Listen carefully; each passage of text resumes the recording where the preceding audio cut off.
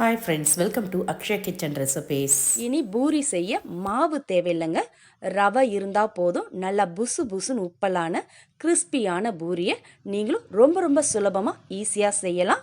வாங்க, நல்லா உப்பலான பூரியோட மசாலா உருளைக்கிழங்கு கிரேவி சட்டுன்னு சுலபமாக எப்படி செய்யுதுன்னு பார்க்க போகிறோம். இந்த கிரேவி செய்ய வெங்காயம் தக்காளி தேவையில்லைங்க. ரொம்ப ரொம்ப சிம்பிளான பொருட்களை வச்சு ஈஸியான ஒரு மசாலா உருளைக்கிழங்கு கிரேவியோட இந்த ரவா பூரி எப்படி செய்யுதுன்னு பார்க்கலாம் வாங்க. எந்த அளவுக்கு நல்லா கிறிஸ்பியாகவும் நல்லா சாஃப்டாகவும் இருக்குது பாருங்கள். வாங்க, டிஃப்ரெண்ட்டான சுவையில் கிரேவியோட ரவா பூரி எப்படி செய்யுதுன்னு பார்க்கலாம்.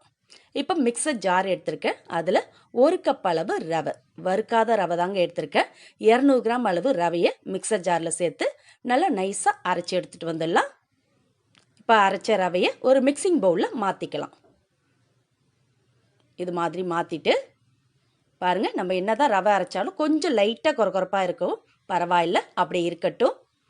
இப்போ இதோட கொஞ்சமாக உப்பு சேர்த்துட்டு ஒரு 2 ஸ்பூன் அளவுக்கு எண்ணெய் சேர்த்தோன்னா நல்லா மேலே கிறிஸ்பியாக இருக்கும், உள்ளே சாஃப்டாக இருக்கும். சேர்த்து ரவையோடு நல்லா கலந்துக்கலாம். கலந்துட்டு தேவையான அளவு தண்ணி சேர்த்து சப்பாத்தி மாவு பாத்துக்கு பிசைஞ்சிக்கலாம். ரவை நல்லா தண்ணி உறிஞ்சுங்க. ரவை தண்ணி உறிஞ்சினா தான் நல்லா சாஃப்டாக இருக்கும். அதனால் கொஞ்சம் லூஸான பதத்துக்கே பிசைஞ்சிக்கலாம். ரொம்ப டைட்டாக பிசையாமல் கொஞ்சம் எக்ஸ்ட்ராவே தண்ணி ஊற்றி இது மாதிரி லூஸான பதத்துக்கு பிசைஞ்சிக்கலாம். ஒரு 5 நிமிஷம் ஊறினா ரவை சாஃப்டாகும். அதுவும் இல்லாமல் தண்ணி எல்லாத்தையும் உறிஞ்சி கொஞ்சம் திக்காகவும் ஆகிடும். அப்படியே ஒரு பிளேட் போட்டு மூடி வச்சிடலாம்.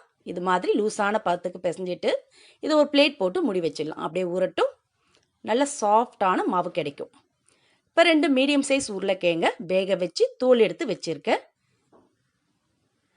இது மாதிரி உருளைக்கிழங்க தோல் எடுத்துக்கிட்டு அதை நல்லா கையால் மசிச்சு எடுத்துக்கலாம். கட்டிகள் இல்லாமல் நல்லா ஈவனாக மசிச்சு எடுத்துக்கலாம். இப்போ இதை வச்சு நம்ம வெங்காயம் தக்காளி இல்லாமல் ஒரு ஸ்பைசியான கிரேவி எப்படி செய்யுதுன்னு பார்க்க போகிறோம். இப்போ ஒரு கடாயை சூடு பண்ணியிருக்கேன். அதில் ஒரு 2 டேபிள் ஸ்பூன் ஆயில் சூடானதும் 1/2 ஸ்பூன் ஜீரகம் சேர்த்துட்டு இதோட ஒரு வரமிளகாவை கிள்ளி சேர்த்துக்கலாம். 2 பச்சை மிளகாவை சேர்த்து நல்லா பொரிய வச்சுக்கலாம். இது லைட்டாக பொரிஞ்சதும் இதில் நம்ம உருளைக்கிழங்கு சேர்க்க போகிறோம். 1/4 ஸ்பூன் பெருங்காயத்தூள், ஒரு 1/2 ஸ்பூன் இஞ்சி பூண்டு விழுது சேர்த்து வதக்கிக்கலாம். இப்போ அடுப்பை மீடியமாக வச்சுட்டு இதில் 1/4 ஸ்பூன் மஞ்சத்தூள், 1/2 ஸ்பூன் தனி மிளகாய்த்தூள் சேர்த்து எண்ணெய் சூட்டோடே நம்ம மசாலாவை கொஞ்சம் வதக்கிட்டோன்னா கிரேவி நல்ல கலராக சூப்பராக இருக்குங்க. இது மாதிரி மசாலா லைட்டாக வதங்கினதும் நம்ம மசிச்சு வச்ச உருளைக்கிழங்க இதோட சேர்த்து எல்லா இடம் பரவுற போல் மசாலா எல்லா இடம் பரவுற போல் கலந்துக்கலாம். இது மாதிரி கலந்துட்டு இப்போ இதில் 1 டம்ளர் தண்ணி, அதிகமாக தண்ணி சேர்க்க வேணாம், 1 டம்ளர் தண்ணி சேர்த்திங்கன்னா போதும். தண்ணி சேர்த்து நல்லா கலந்துக்கலாம். கலந்துட்டு இப்போ இதோட ஒரு 1/2 ஸ்பூன் அளவு கரம் மசாலா பொடி, ஒரு 1/2 ஸ்பூன் சாட் மசாலா பொடி இருந்ததுன்னா சேர்த்துங்க, இல்லாட்டி பரவாயில்லை. தேவையான அளவு உப்பு சேர்த்து கலந்துட்டு ஒரு 2 நிமிஷம் அப்படியே கொதிக்க வச்சுக்கலாம். ஜஸ்ட் 2 நிமிஷம் கொதிச்சா போதும். நல்ல ஸ்பைசியான கிரேவி ரெடி ஆகிடும். இப்போ பாருங்கள், ஒரு 2 நிமிஷத்துக்கு அப்புறம் கிரேவி கொதிச்சு கொஞ்சம் திக்காக இருக்குது பாருங்கள். இப்போ இதில் பொடியாக கட் பண்ண கொத்தமல்லி தழை கொஞ்சம் சேர்த்து நல்லா கலந்துட்டு அடுப்பை ஆஃப் பண்ணி இறக்கி ஒரு பவுலில் மாற்றி எடுத்து வச்சுக்கலாம். நல்ல ஸ்பைசியான ஹெல்த்தியான கிரேவி ரெடி ஆகிடுது. அப்படியே இருக்கட்டும். இது சாதம், பூரி, சப்பாத்தி எல்லாத்துக்குமே பொருத்தமாக இருக்குங்க இந்த கிரேவி. இப்போ நம்ம பிசைஞ்சு வச்ச ரவையை திறந்து பார்த்துக்கலாம். ஒரு 5 நிமிஷம் ஊறி நல்லா சாஃப்டாக இருக்குது பாருங்கள். கொஞ்சம் திக்காகவும் இருக்குது. லைட்டாக அழுத்தி பிசைஞ்சிக்கலாம். நல்லா அழுத்தி பிசைஞ்சாதான் நம்ம உருட்டை பார்த்து ரொம்ப சுலபமாக இருக்கும். இது மாதிரி லைட்டாக அழுத்தி பிசைஞ்சிட்டு இப்போ இதுலேருந்து சின்ன சின்ன உருண்டைகளாக நார்மலாக நம்ம பூரிக்கு மாவு எடுப்போம்ல, அது மாதிரி சின்ன சின்ன உருண்டைகளாக உருட்டி எடுத்துக்கலாம். எனக்கு இந்த 1 கப் 200 கிராம் ரவையில் ஒரு 10 உருண்டை கிட்ட வந்ததுங்க. இப்போ உருட்டுற மனை எடுத்திருக்கேன். அதில் உருண்டையை நல்லா கோதுமை மாவில் பெரட்டி எடுத்து வச்சு திரட்டிக்கலாம். கோதுமை மாவு, மைதா மாவு எது வேணாலும் தொட்டு திரட்டிக்கலாங்க. பாருங்கள், இது மாதிரி நம்ம நார்மலாக பூரிக்கு எப்படி திரட்டுமோ அது மாதிரி திரட்டிக்கலாம்.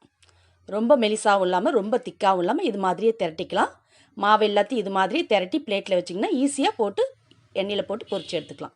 இப்போ கடாயில் எண்ணெயை ஊற்றி சூடு பண்ணியிருக்கேன். எண்ணெய் நல்லா சூடான பிறகு நம்ம திரட்டின மாவை போட்டோன்னா நல்லா புசு புசுன்னு ஊப்பி வருது பாருங்கள். லைட்டாக எண்ணெய் எடுத்து மேலே தெரிச்சாலே போதும், நல்லா புசு புசுன்னு ஊப்பி வரும். நம்ம நார்மலாக பூரி செஞ்சோன்னா எடுத்ததுமே பூரி அமுங்கிடும், சப்பையாயிடும். ஆனால் இந்த ரவையில் செஞ்ச பூரி நல்லா புசு புசுன்னு கிறிஸ்பியாகவே இருக்குங்க. இது மாதிரி மாவு எல்லாத்தையும் போட்டு பொரிச்சு எடுத்துக்கலாம். இனி பூரி செஞ்சிங்கன்னா ரவையில் செஞ்சு பாருங்கள். டிஃப்ரெண்ட்டாக ரொம்ப ரொம்ப கிறிஸ்பியான பூரி, நல்லா புசு புசுன்னு உப்பெல்லாம் நீண்ட நேரம் கிறிஸ்பியாகவே இருக்கும். இது மாதிரி மாவு எல்லாத்தையும் எண்ணெயில் போட்டு எடுத்துக்கலாம். நல்லா சுட சுட பூரியோட இது கூட நம்ம ரெடி பண்ண உருளைக்கிழங்கு மசாலா கிரேவியோடு நீங்கள் தொட்டு சாப்பிட்டிங்கன்னா அவ்வளோ ஒரு பிரமாதமாக இருக்கும். இனி பூரி செய்ய மாவு எடுக்காமல் ரவையில் செஞ்சு பாருங்கள். டிஃப்ரெண்ட்டான சுவையில் நல்ல கிறிஸ்பியான ஹோட்டல் ஸ்டைல் பூரியோட ஹோட்டல் ஸ்டைல் மசாலா கிரேவியும் ரெடி. இந்த பூரி ரெசிபி உங்களுக்கு பிடிச்சிருந்தா வீடியோக்கு ஒரு லைக் கொடுங்க. ஃப்ரெண்ட்ஸ் அண்ட் ரிலேட்டிவோட இந்த வீடியோவை நிறைய ஷேர் பண்ணுங்கள். மறக்காமல் நம்மளுடைய சேனலையும் சப்ஸ்கிரைப் பண்ணிடுங்க. மீண்டும் இது மாதிரி சிம்பிளான புதிய வீடியோவில் நாளை சந்திக்கலாம். நன்றி, வணக்கம்.